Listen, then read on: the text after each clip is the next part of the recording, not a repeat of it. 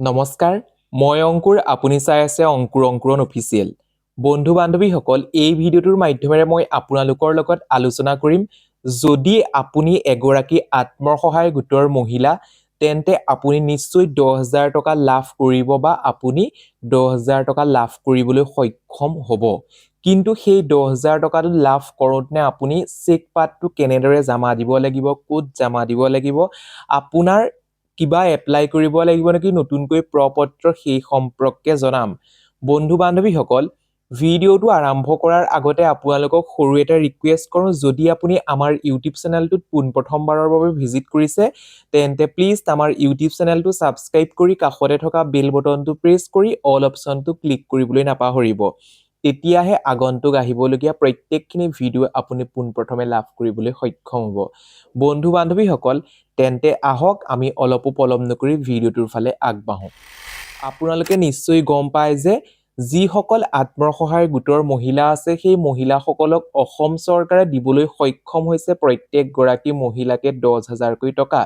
বৰ্তমান সময়ত অসম চৰকাৰে প্ৰত্যেক গৰাকী মহিলাক একোখন চেক দিছে এতিয়া সেই চেক পাতটো যদি আপুনি লাভ কৰিছে বা লাভ কৰা নাই নিশ্চয় আপুনি লাভ কৰিব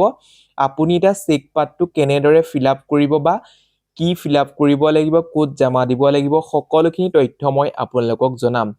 মই আপোনালোকক জনাই আছো আপুনি ভিডিঅটো অলপ স্কিপ নকৰি সম্পূৰ্ণকৈ চাই থাকিব এতিয়া প্ৰথম অৱস্থাত আপোনালোকে চেক পাতটোৰ যিখন লাভ কৰিব আপোনাৰ যিটো আপোনাৰ বেংক আছে সেই বেংকত যাব গৈ পেলাই এটা ডিপোজিট স্লিপ লব স্লিপটো সুন্দৰকৈ ফিলআপ কৰিব আপোনাৰ যিটো বক্স আছে অৰ্থাৎ বেংকত যিটো বক্স থাকে সেই বক্সটোত ভৰাই থৈ আহিব লাগিব এতিয়া মেইন কথাটো হ'ল আপোনালোকে যিখন চেক পাত লাভ কৰে যদি সেই চেক পাতখন লাভ কৰে আপুনি চেক পাতখন ফিলআপ কৰিব লাগিব নেকি বন্ধু বান্ধৱীসকল আপোনালোকে তাত কোনো ধৰণৰ একো ফিলআপ নকৰিব বেক সাইডে সহিও নকৰিব কাৰণ আপোনাৰ নামত চেক পাতটো ইস্যু হৈ আহিছে গভৰ্ণমেন্টৰ ফালৰ পৰা আপোনালোকক দিছে আপুনি সেই চেক পাতটোত একো নিলিখিব আপুনি যিটো মই কৈছো যে যিখন স্লিপ এটা স্লিপ লব স্লিপটো তাত সুন্দৰকৈ ডিপোজিট স্লিপটোত সুন্দৰকৈ লিখিব লিখি পেলাই আপোনালোকে এই যিটো বক্স থাকে চেক পাত বক্স জমা কৰা সেই বক্সটোত আপোনালোকে সুন্দৰকৈ জমা দিব জমা দিয়াৰ পাছত আপোনালোকে 15 দিনৰ ভিতৰতে আপোনাৰ যিটো 10000 টকা আপোনাৰ একাউণ্টত সোমাব এতিয়া নেক্সট এতিয়া মই আপোনালোকৰ লগত আলোচনা কৰিম যদি আপোনাৰ চেক পাতটো ভুল হৈ আহিছে কেনেবাকে অৰ্থাৎ কিছুমান নামটো ভুল হৈ আহিব পাৰে কিছুমান উপাধিটো ভুল হৈ আহিব পাৰে কিছুমানৰ তেনেদৰে এটা দুটা শব্দ হয়তো আপোনালোকৰ ভুল হৈ আহিছে বা আহিব যদি ভুল হৈ আহিলে আপুনি কি কৰিব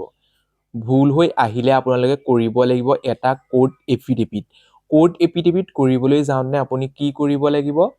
আপোনালোকে সুন্দৰকৈ এখন দলিল লাগিব দলিলত সুন্দৰকৈ আপোনালোকে কোৰ্টৰ পৰা 500 টকা বা 400 টকা দি পেলাই এটা উলিয়াই লব উলিয়াই পেলাই সেই যিটো ডিপোজিট স্লিপটো সুন্দৰকৈ লিখিব তাৰ পিছত চেক পাতটো গাঁঠি দিব যিখন দলিল আছে বা যিটো কোড এফিডেভিট সেইটো গাঁঠি দি পেলাই সেই বক্সটোত জমা দি থৈ আহিব কোনো প্ৰবলেম নোহোৱাকে আপোনাৰ একাউণ্টত টকাখিনি সোমাই যাব নিশ্চয় গম পালে যদি সেই টকাখিনি পুনৰ আপুনি সৎ ব্যৱহাৰ কৰে 10000 টো পিছত আকৌ নেক্সট পৰ্যায়ত আপুনি 25000 টকা লাভ কৰিবলৈ সক্ষম হ'ব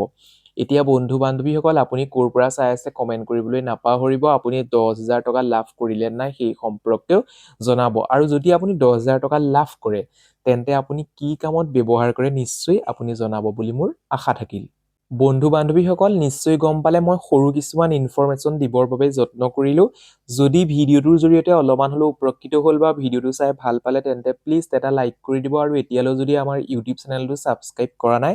সাবস্ক্ৰাইব কৰাৰ লগতে কাষতে থকা বেল বটনটো প্ৰেছ কৰি অল অপচনটো ক্লিক কৰিবলৈ নাপাহৰিব আজিলৈ ভিডিঅ'টো ইমানেই আকৌ পুনৰ নতুন এটা ভিডিঅ'ত লগ পোৱাৰ আশাৰে ধন্যবাদ